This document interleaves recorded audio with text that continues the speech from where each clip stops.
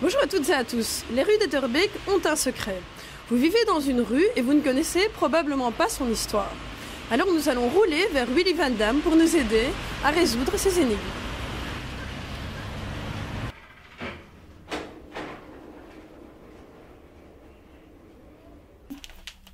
Le Malbeek, voilà, je ne dois pas chercher longtemps.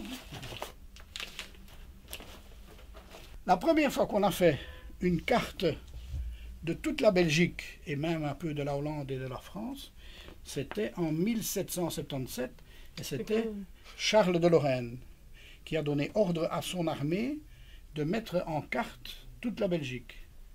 Donc ça se trouve dans un atlas qui s'appelle Ferraris. Moi je suis parvenu à obtenir une copie agrandie des pages.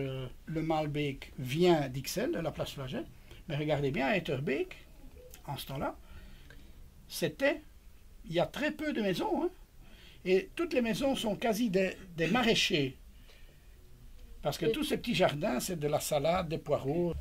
Bien avant les Gaulois, n'importe qui s'installe quelque part, s'installe le long d'un cours d'eau. On ne sait pas vivre sans eau, que ce soit pour se laver, c'est peut-être du temps des Gaulois, c'est pas très important, non, mais pour cuire, faire boire les bêtes, pour faire boire les bêtes, pour avoir du poisson à pêcher, ouais, pour manger, pour laver, etc. Donc ici, il y avait plein d'étangs, c'était très marécageux. D'ailleurs, dans le dépôt, il soupçonne, il en est presque certain, lorsque Ambiorix s'est retiré avec les tribus gauloises dans un endroit que les Romains ne connaissaient pas et qui était très difficile pour attaquer, on pense que c'est ici que ça s'est passé. Parce que c'était tellement marécageux que la cavalerie romaine ne parvenait pas. Voilà, évidemment, il s'est quand même fait piéger, ouais, à Tongres, etc. Et alors, il y a des petits comiques qui se prennent au jeu de réimplanter le Malbeek en surface ou de faire semblant de. Exemple d'inondation en 1910. Alors que le Malbeek est enterré en tant qu'égout depuis 1858. Mais évidemment, il n'y avait pas de bassin de retenue de ce temps-là. Donc quand le Malbeek lâchait tout, ça débordait, d'abord dans les caves, dans les toilettes. Et là au-dessus, c'est la rue de la Loi à l'époque, 1910. Et après les inondations, les fondations n'étaient pas aussi brillantes que maintenant, donc il fallait soutenir les murs pour que ça ne s'écroule pas. En 1956, déjà, dans le but de la placer dans ce bâtiment-ci, ça, tout le monde aura compris que c'est le Malbeek, et à l'époque, le Malbeek était loin d'être un égout.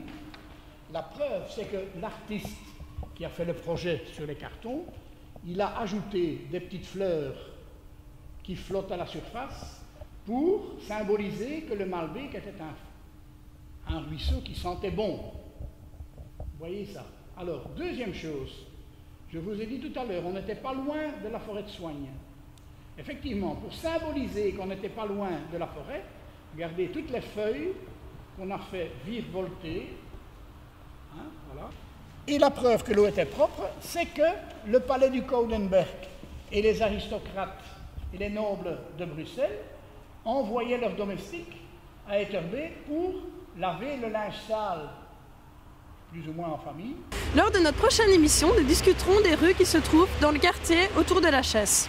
Si vous avez des informations ou des moments à nous faire partager, n'hésitez pas à envoyer tout ceci à l'adresse qui se trouve en dessous de votre écran. Et vous pourrez participer au prochain micro-trottoir. Alors à bientôt!